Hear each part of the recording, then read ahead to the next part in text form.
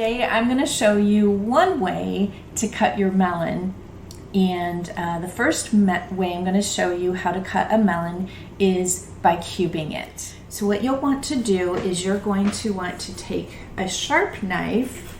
I just tried to sharpen my knife. I think it's about time to send it in to get it fixed. You want a sharp knife and you're going to try to cut your watermelon in half. I'm doing an okay job here, and it's okay, it doesn't have to be perfect. Once you get halfway through, it's a whole lot easier. All right, so now I've got 2 halves of my watermelon. So I'm going to put one aside, and we'll repeat this process with the other. Now we're going to take this and we're going to cut it into quarters, a quarter of the watermelon. All right, so now, again, we'll repeat with that side. We're going to take our watermelon, and in order to cube it, it's actually really quite simple. What we're going to do is we're going to take our knife, and we're just going to kind of, if you can see here, I'm going to kind of cut around down to the rind, which is the white part. I'm going to do that on one side, turn, and go around again on this side. Don't worry if you can't quite get all the way through to the other side to take it off the rind. Actually might make it easier for doing our next steps here. Now what we're going to do is we're going to cut just some cubed size lengthwise cuts along the watermelon. So the first way we're going to do this is just, I like to just do it straight down the wedge here.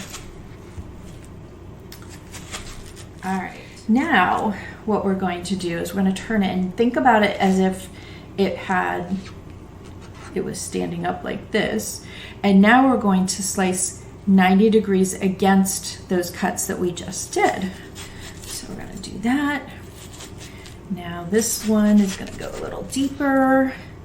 This one is going to go even deeper. And finally one more here. Now you'll notice we've got squares here on this quarter of it. And now we're going to do the same cut on this side, coming all the way through. And just going perpendicular so that now you're faced with cubes on both sides. All right. And what you're going to do then, all you have to do is just kind of dump into the bowl and look at those beautiful cubes. All right. And if, again, this is where it might not have gotten all the way down to the rind there, but for the most part, I am able to get just a few more cuts down to the rind. Get these cubes, aren't they pretty cubes?